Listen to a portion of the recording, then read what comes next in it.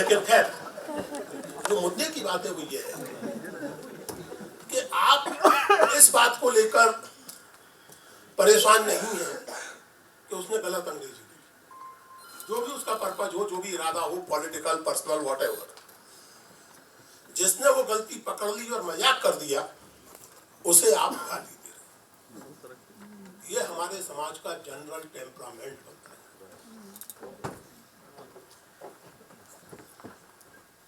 हम में से सबकी अपनी धार्मिक आस्थाएं हैं, जैसा मैंने आपसे कहा कि मैं उस तरह का सेकुलर नहीं हूँ जो ये कहूँ कि साहब मैं हिंदू नहीं हूँ, हिंदू तो भाई एक्सीडेंट हूँ, ऐसा कुछ नहीं। भाई एक्सीडेंट हम सभी होते हैं। आप लोगों ने भी कोई अल्लाह मियाँ को दरखास्त नहीं दी थी कि आपको मुसलमान जो भी हैं हम भाई एक्सीडेंट ही हैं एक तरह से। इसलिए उस पर ना तो मैं फख्र करता हूँ ना कोई शर्म करता हूँ, ना मुझे हिंदू होने पर कोई फख्र है ना हिंदू होने पर मुझे कोई शर्म है। लेकिन जिस चीज पर मैं फख्र करता हूँ या मैं कर सकता हूँ वो ये कि मैंने बजाते खुद हासिल किया। और शर्म जिस चीज पर कर सकता हूँ वो ये कि जो मैं हासिल कर सकता था वो नहीं किया, या जिन ह्यूमन वैल्यूज को मैं जी सकता था मैंने नहीं जी, जिन डेमोक्रेटिक वैल्यूज को मैं जी सकता था मैंने नहीं जी। तो इस लिहाज से अगर देखें तो सबकी अपनी धार्मिक आस्था है। आप लोगों की अपनी धार्मिक आस्था है, मेरी अपनी धार्मिक आस्था है। कल शिवरात्रि है, मैं तो नहीं रखूंगा, शायद रख भी सकता हूँ, बहुत सारे लोग व्रत रखते हैं। अब उनसे कोई बहस नहीं की जा सकती, कोई जरूरत भी नहीं है बहस करने की, रखते हैं रखें। लेकिन आप अपनी धार्मिक आस्था को दूसरों पर थोपने लगे, दिक्कत वहां से शुरू। आप अपनी धार्मिक आस्था को तरह तरह की बातों के जरिए जस्टिफाई करने लगे, दिक्कत वहां से शुरू। और आप अपनी धार्मिक आस्था को किसी तरह के इवैल्यूएशन के लिए ओपन ना छोड़ें, वो चाहे हिंदू आस्था हो चाहे मुस्लिम आस्था हो। असली मुद्दा ये है कि हम अगर इंसान हैं तो भगवान ने जो हमें सबसे बड़ी खूबी दी है, संस्कृत के एक बहुत बड़े कवि थे भर्तृहरि, उनका एक बहुत ही मार्मिक श्लोक है कि आहार यानी खाना पीना, नींद और मैथुन सेक्स, ये तो सभी प्राणी करते हैं। मनुष्य इसलिए है कि उसको भगवान ने विवेक दिया, सोचने समझने की सलाहियत दी। तो ये जो सोचने समझने की सलाहियत है, क्रिटिकल थिंकिंग है, जब आप किसी समाज में इंटेलेक्चुअल वोकेशन को ही गाली के लायक बना देते हैं, जब आप किसी को डिसमिस करने के लिए ये कहते हैं कि साहब ये तो इंटेलेक्चुअल है, तो आप उस विवेक का अपमान कर रहे हो। यानी जो इंसान के इंसान होने का खास लक्षण है, उसकी खास पहचान है, उसका अपमान कर रहे हो। ये हमारे समाज की, मुझे लगता है इस समय एक ऐसी चिंता है जिसमें आप चाहे हिंदू हो चाहे मुसलमान हो, ईसाई हो, कोई आपकी जाति हो, कोई आपका जेंडर हो, कोई आपका धार्मिक अकीदा हो, ये हम सबके लिए चिंता का विषय होना चाहिए कि हम बहुत तेजी से एक बेवकूफ समाज में बदले जाए, एक इमोशनल फ्रेंजी में हमें रखा जाए। सवाल पूछना देशद्रोह मान लिया। कल ही में एक टेलीविजन डिस्कशन में था तो वहां एक सज्जन कह रहे थे कि साहब आप ये जो अभी बालाकोट वगैरह में हुआ, इस पर आप लोग सवाल उठाते हैं तो बहुत गलत बात है। तो मैंने उनसे कहा कि देखिए सवाल इसलिए उठता है कि अब ये वो जमाना तो है नहीं कि न्यूयॉर्क टाइम्स और राइटर में जो छपाया लिखा गया वो हिंदुस्तान में लोगों तक नहीं पहुंचेगा। न्यूयॉर्क टाइम्स का एडिटोरियल आपने भी पढ़ा है अपने स्मार्टफोन पे, मैंने भी पढ़ा है। राइटर ने जो रिपोर्ट जारी की है कि भारत दावा कर रहा है कि वहां इतने लोग मारे गए, उतने लोग मारे गए, वहां तो एक कौवा मरा है। मैंने कहा हो सकता है राइटर बकवास कर रहा हूँ, बिल्कुल संभव है राइटर बकवास, बिल्कुल सही रिपोर्ट है। लेकिन एक मिनट, मैं नहीं जानता कि सही है यार, क्योंकि मेरे पास कोई डायरेक्ट एविडेंस नहीं है, इसलिए मैं राइटर को भी कोई भगवान की वाणी नहीं मानता। हो सकता है झूठ रिपोर्ट, लेकिन मैंने उन सज्जन से कहा कि कौन सी रिपोर्ट सच है, भारत सरकार के जो दावे हैं वो सच है या राइटर की रिपोर्ट सच है। ये सवाल पूछना आपको एंटी नेशनल क्यों लगा? मैंने कहा मुझे सवाल पूछने दीजिए, और मुझे तय करने दीजिए, आम जो लोग हैं उनको तय करने दीजिए जो भी फैक्ट्स हैं। अब हालत यह है कि कल ही एक मंत्री जी ने, अहलूवालिया जी ने कह दिया कि कोई नहीं मरा। कलकत्ते में एक प्रेस कॉन्फ्रेंस में उन्होंने कह दिया कि प्रधानमंत्री ने तो ऐसा कभी कहा ही नहीं था। और ये सही है, दिस इज वेरी इंटरेस्टिंग, ये कभी नहीं भूलें आप लोग। ये मीडिया रिपोर्ट्स है, भारत सरकार ने कोई ऑफिशियल स्टेटमेंट नहीं दिया है so far as the number of casualties concern. ये मीडिया में जो लोग वर्दी पहन के मतलब बहादुरी झाड़ रहे हैं, और इस पर हम यकीन करें। सुबह से शाम तक हम टेलीविजन देखते हैं, सुबह से शाम तक हम व्हाट्सएप पढ़ते हैं। नतीजा यह है कि हमारा जो इक्विपमेंट है, दिमाग है, जो हमारा इंटेलेक्चुअल इक्विपमेंट है, वो कमजोर पड़ता है। मैं आप लोगों से ये सचमुच अपील करना चाहता हूँ कि जहां तक मुमकिन हो टेलीविजन पर खबरें देखना बंद कर दीजिए। सिनेमा विनेमा देखिए, संगीत सुनिए, और तमाम तरह के प्रोग्राम टेलीविजन पर आते हैं देखिए। खबरें देखना बंद कर दीजिए, उसके दो फायदे होंगे, मैं निजी तजुर्बे से कह रहा हूँ। इसके बावजूद कि खुद भी मैं टेलीविजन डिस्कशंस में जाता हूँ, लेकिन मैं फिर भी ये कह रहा हूँ, और मैं जिन डिस्कशंस में जाता हूँ वो भी मैं नहीं देखता हूँ। बहुत साफ मैं आपसे कह रहा हूँ। इसको दो फायदे होंगे, एक तो क्रिटिकल थिंकिंग बची रहेगी, और दूसरी खास करके मेरी उम्र के लोगों के लिए ब्लड प्रेशर नॉर्मल रहेगा। और आपको ये आदत नहीं पड़ेगी कि आप बदतमीजी को इंसान का स्वभाव मानें।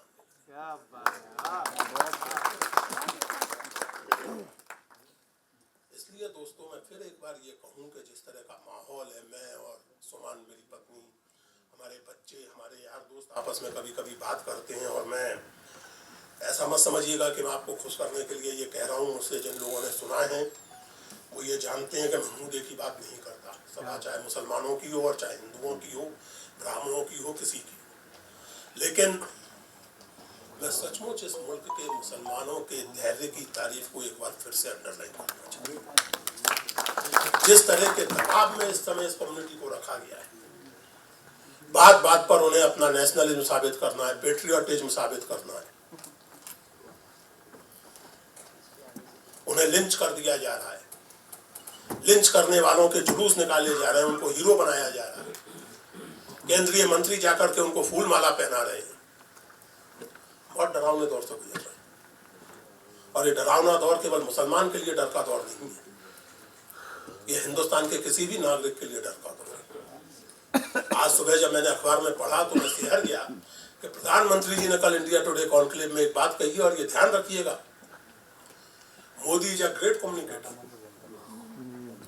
उनके एक एक जेस्चर का, उनके एक एक लफ्ज का मतलब होता है। और उन्होंने एक बहुत मार्के की बात कही है कि लोग कहते हैं कि मुल्क में डर का माहौल है। ठीक है, जिन लोगों को डरना चाहिए वे डरें, ये अच्छा है। ये कल मोदी ने इंडिया टुडे कॉन्क्लेव में कहा। This is something very important,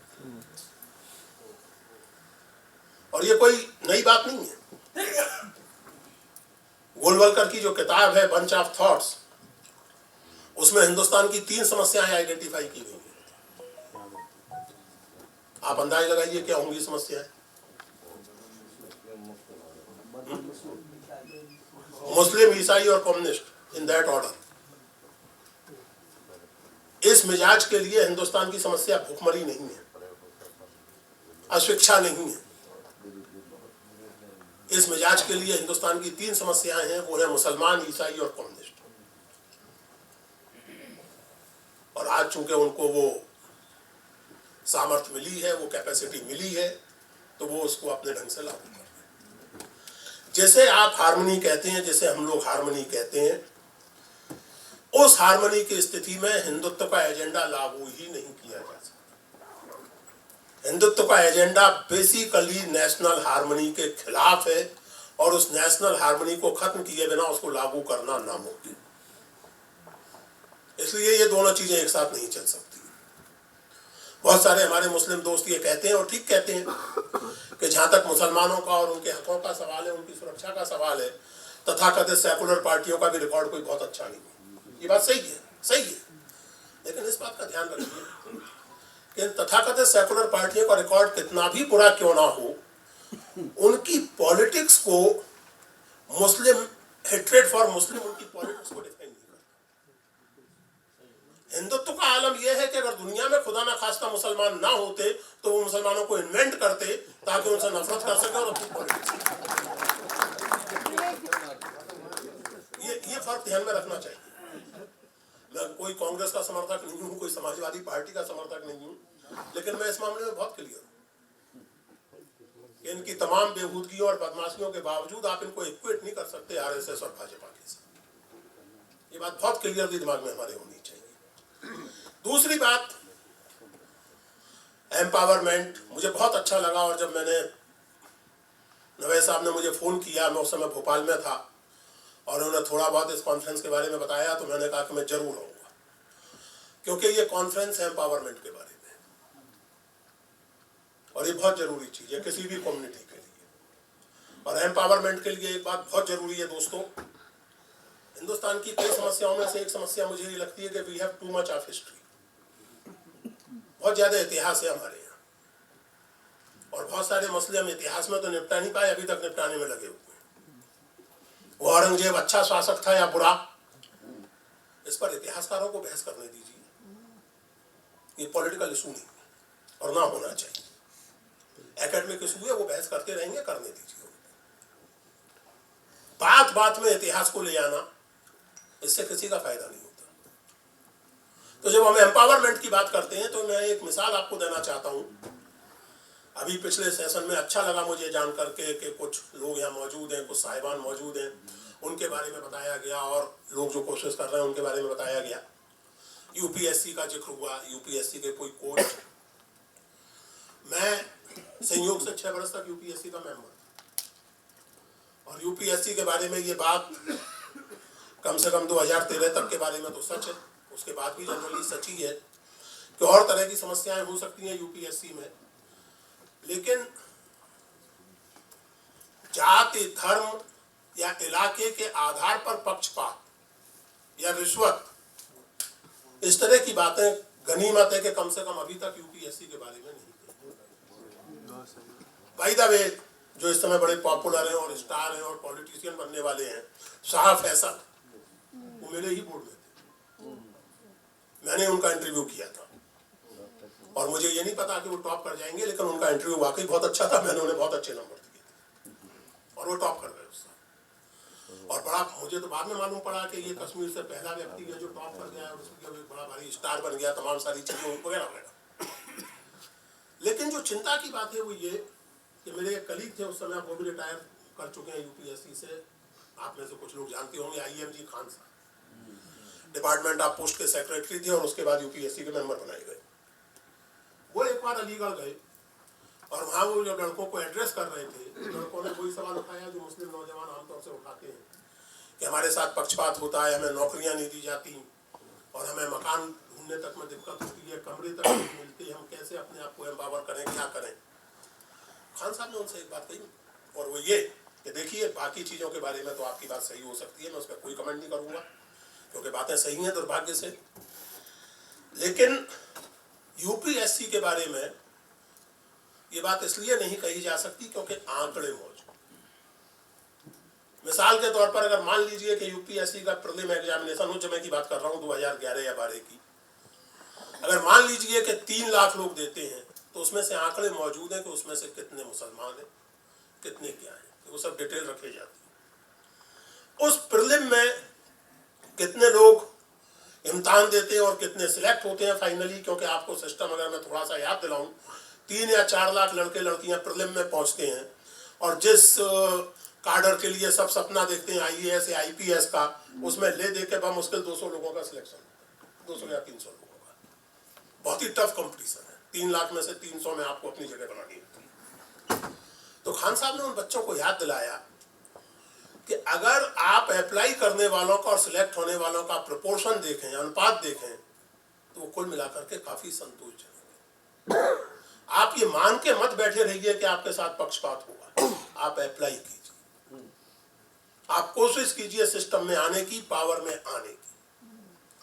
empowerment का मतलब केवल ये नहीं है कि आप अपने आप को पॉलिटिकल इंस्टीट्यूशंस और रिप्रेजेंटेटिव इंस्टीट्यूशंस के जरिए एम्पावर करें। एम्पावरमेंट का मतलब ये है, और ये इस देश के निजाम के लिए अच्छा होगा कि इस देश के पुलिस फोर्स में, इस देश के एडमिनिस्ट्रेशन में हमारी जो डाइवर्सिटी है इस मुल्क की वो रिफ्लेक्ट करे। तमाम सारी कम्युनिटीज के लोग हों, तमाम सारी जुबानों के लोग हों, हर मतलब मेल और फीमेल जेंडर के लोग हों, तो ये जरूरी है। और ये केवल मुस्लिम या किसी एक कम्युनिटी के एम्पावरमेंट के लिए जरूरी नहीं है, बल्कि ये खुद सिस्टम के एम्पावरमेंट के लिए जरूरी है कि हमारे सिस्टम में बहुत सारे अफसर हों, बहुत सारे इस तरह के लोग हों जो उन कम्युनिटी से आते हैं जिनको जगह नहीं मिल पाई। तो मेरा एक सुझाव ये है नवेद साहब कि आप लोगों की जो गतिविधियां हैं, और यहाँ होता भी है, जामिया में होता है, जामिया हमदर्द में होता है, और एक दो बार मैं गया हूँ वहाँ लेक्चर देने, आप लोगों को कोशिश करनी चाहिए कि मुसलमान लड़के लड़कियां ज़्यादा से ज़्यादा यूपीएससी और इस तरह के दूसरे कमीशंस के इम्तहानात दें और सिलेक्ट होने की कोशिश करें। ये बेहद जरूरी है। दूसरी बात, एजुकेशन। और एजुकेशन में एक बात बहुत जरूरी तौर से ध्यान रखने की है। एजुकेशन का मतलब आजकल जब हम एम्पावरमेंट की बात करते हैं तो प्रोफेशनल वोकेशनल एजुकेशन से मतलब लिया जाता है उसका, ये कंप्यूटर सीख लेंगे या कुछ कर लेंगे, वो कर लेंगे। मैं दो बातें यहाँ कहना चाहता हूँ, ये हमारी बातचीत का मुद्दा नहीं है, लेकिन फिर भी इस मुल्क में इस समय जो समस्याएं हैं उनका एक बहुत बड़ा कारण यह है कि हमने अपने एजुकेशन सिस्टम में ह्यूमैनिटीज को पूरी तरह मार्जिनलाइज किया। ना हम लिटरेचर पढ़ते पढ़ाते हैं, ना हम हिस्ट्री पढ़ते पढ़ाते हैं, ना हम सोशियोलॉजी पढ़ते पढ़ाते हैं। तो आप जो भी एजुकेशन लें, चाहे आप टेक्नोलॉजी की लें, चाहे मैनेजमेंट की लें, मेडिकल की लें, आपको यूनिवर्सिटी पढ़ाए या ना पढ़ाए, आपको कोशिश करनी चाहिए इस मुल्क की हिस्ट्री, इस मुल्क का लिटरेचर, दुनिया की हिस्ट्री, दुनिया का लिटरेचर, कल्चर और सोशियोलॉजी समझने की। इस मुल्क की अगर बात करें, मैं अपनी भाषा की बात करूं, मुझे बहुत रोचक लगता है कि बहुत सारे लोग कहते हैं कि साहब हिंदी जो है वो हिंदू कम्युनलिज्म की जुबान है। किसी हद तक की बात सही है, बनाया गया उसे इस तरह से। ये कहने वाले ये भूल जाते हैं, मैं हिंदी साहित्य का एक छोटा मोटा विद्यार्थी हूँ, ये कहने वाले ये भूल जाते हैं कि हिंदी का पहला बड़ा कवि एक मुसलमान था, कबीर। वो हिंदी के कवि माने जाते हैं। उर्दू लिटरेचर के इतिहास में तो उनको बहुत बाद में जगह मिली, हिंदी लिटरेचर के इतिहास में उनको पहले दिन से जगह मिली। हमारे यहाँ आप लोग जानते हैं कि रामचरितमानस का बहुत धार्मिक तौर से ही नहीं, साहित्यिक तौर से भी, लिटरेरी तौर से भी बड़ा सम्मान है, बड़ा महत्वपूर्ण उसको माना जाता है हिंदी लिटरेचर के इतिहास में, तुलसीदास जी के रामचरितमानस को। लेकिन अगर आप लिटरेरी हिस्ट्री की बात करें तो तुलसीदास की रामचरितमानस की टक्कर का केवल एक और एपिक पूरे हिंदी लिटरेचर में माना जाता है, और उसको लिखने वाला एक मुसलमान, मलिक मोहम्मद जायसी के पद्मावत की बात कर रहे हैं। और पद्मावत की पुरानी कॉपी जो है वो नागरी में नहीं बल्कि फारसी लिपि में लिखी हुई मिली। इन चीजों की जानकारी अगर हमें हो और सहज रूप से हो हमारे बच्चों को, तो हम समझ सकेंगे कि जिसको मुश्तरका कल्चर कहा जाता है, जिसको यूनिटी इन डाइवर्सिटी कहा जाता है, वो केवल एक खोखला नारा नहीं है, वो हिंदुस्तान के कल्चरल एक्सपीरियंस की सच्चाई। वो हमारे एक दीनानाथ बत्रा हैं, उनके जैसे और भी लोग हैं जिनको बीच बीच में हिंदी को शुद्ध करने की जुंग चढ़ती है कि हिंदी से उर्दू, अरबी, फारसी सब निकाल देंगे और शुद्ध कर देंगे। तो एक बात समझने की है दोस्तों, इन जनरल इंसान का इतिहास, चाहे इंसानी सभ्यता का, सिविलाइजेशन का इतिहास चाहे 8,000 साल पुराना हो चाहे 80,000 साल, और होमोसेपियन का इतिहास कितने करोड़ साल पुराना भगवान जाने। आज की तारीख में ना कोई नस्ल प्योर है, ना कोई लैंग्वेज प्योर है, सिवाय बेवकूफी के कुछ नहीं है ये कहना कि प्योर है। 21वीं सदी में प्योर केवल एक चीज होती है और वो है बेवकूफी, बाकी कुछ प्योर नहीं। हर नस्ल में मिलावटें हैं, हर लैंग्वेज में मिलावटें हैं, और मिलावट एक अच्छी चीज है, उससे आप आगे बढ़ते हैं। हमारे एक साहब लगे हुए थे तो मैंने उनसे निवेदन किया कि देखिए प्रॉब्लम ये है, वो बाबा रामदेव के भक्त थे, तो मैंने उनसे कहा कि आप ये जानकर के बहुत तकलीफ आपको होगी, तैयार हो जाइए, ये जो बाबा लफ्ज है ना जो आप रामदेव जी के साथ बड़े सम्मान से लगाते हैं, ये हिंदुस्तान में मिलेच्छों के साथ आया है। मैंने कहा तुर्की लफ्ज है, संस्कृत में बाबा बाबा नहीं हुआ करता था। और मैंने कहा कि आप देखिए हारमोनी की बात करते, हमारी जुबान में वो हारमोनी नहीं है कि आप चाहें, यानी हिंदुस्तान में कम से कम इन दो समुदायों और बाकी तमाम समुदायों को अलग तो लोग करने की कोशिश कर रहे हैं और अनफॉर्चुनेटली किसी हद तक कामयाब हुए हैं, लेकिन वो कामयाबी उसी तरह की है, उसी तरह की तकलीफ दे कामयाबी है वो, जैसी कि नाखून से मांस को अलग करने की कामयाबी। धन दौलत, शादी ब्याह कहां कहां पर अलग करेगी, हमारी रोजमर्रा की जुबान। इकबाल नारायण बीएचयू के प्रोफेसर, बीएचयू के वाइस चांसलर हुआ करते थे। इकबाल और नारायण, क्या करेंगे आप? नारायण को अरबी कीजिए या इकबाल को जो है संस्कृत या हिंदी कीजिए। बड़े भारी पॉलिटिकल साइंटिस्ट थे, नाम था उनका इकबाल नारायण। मैं जिस कॉलेज में पढ़ा करता था उसमें सबसे मजे की बात ये थी, ग्वालियर में था मैं, हमारे जो एक काफी हिंदुत्ववादी प्रोफेसर थे, मैं छेड़ता था उन्हें, थोड़ा उनके मुंह लगा हुआ था और उन दिनों संबंध इतने नहीं बिगड़े थे, हिंदुत्ववादी होने के बावजूद मेरी उनसे बातचीत होती थी और वो मुझे बड़ा प्रेम करते थे। मजे की बात ये थी कि उनका नाम था इकबाल सिंह। तो जब भी उन्हें शुद्धता का दौरा पड़ता था तो मैं कहता था सर सबसे पहले अपना नाम बताइए, या तो प्रतिष्ठा सिंह कर लीजिए, लेकिन प्रतिष्ठा तो स्त्रीलिंग हो जाएगा, तो सम्मान सिंह कुछ इस तरह का आपको करना पड़ेगा। बाल तो खुद ही गड़बड़ करते, बेचारे बहुत झेपते थे, डांटने लगते थे मुझे। Harmony is the natural condition of various communities. To disturb that harmony is to disturb the law of nature so far as Indian society is concerned. ये इस समाज की फितरत के साथ, इस समाज के स्वभाव के साथ हुआ। लेकिन जैसा मैंने आपसे कहा कि इस खिलवाड़ से हम लोग पिंड तभी छुड़ा सकते हैं जबकि मैं ये नहीं कह रहा हूं कि आप अपने मुसलमान होने को भूल जाए। क्यों भूल जाएगा? आप मुसलमान हैं, आपका फेथ सिस्टम है, आपकी अपनी एक समझ है, कल्चर और हिस्ट्री और इस सब की, उस पर आपको गर्व है, होना चाहिए। लेकिन उस गर्व के साथ साथ थोड़ा सा एक सेल्फ क्रिटिकल एटीट्यूड डेवलप करना बहुत जरूरी है, हर कम्युनिटी के लिए, हर इंसान के लिए। दूसरा, आपके जो संघर्ष हैं वो केवल रिलीजियस इडियम में नहीं होने चाहिए, वो सिविल इडियम में होने चाहिए। आपको मुसलमानों के हकूक के लिए, अल्पसंख्यकों के हकूक के लिए तो लड़ना चाहिए, लेकिन उसके साथ साथ जो जनरल डेमोक्रेटिक राइट्स हैं, जो जनरल सिविल राइट्स हैं, उन लड़ाइयों में भी हम सबको मिलकर हिस्सा लेना। मुसलमानों के साथ ज्यादती होती है, इसके लिए मुझे लड़ना चाहिए, मैं लड़ता हूं। नावे साहब ने बहुत बड़ी बड़ी बातें कही, वो सब तो मैं क्या कहूं, लेकिन ये सच है कि आज देखते देखते सन 84-85 से वो सिलसिला शुरू किया था सांप्रदायिकता विरोधी आंदोलन का, आज देखते देखते 30 साल से ऊपर,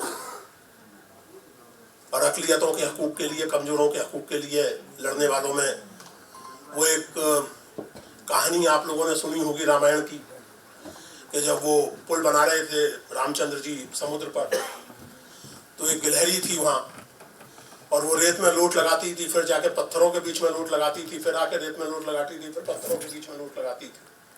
तो रामचंद्र जी को बड़ा ताज्जुब हुआ कि कर क्या रही है।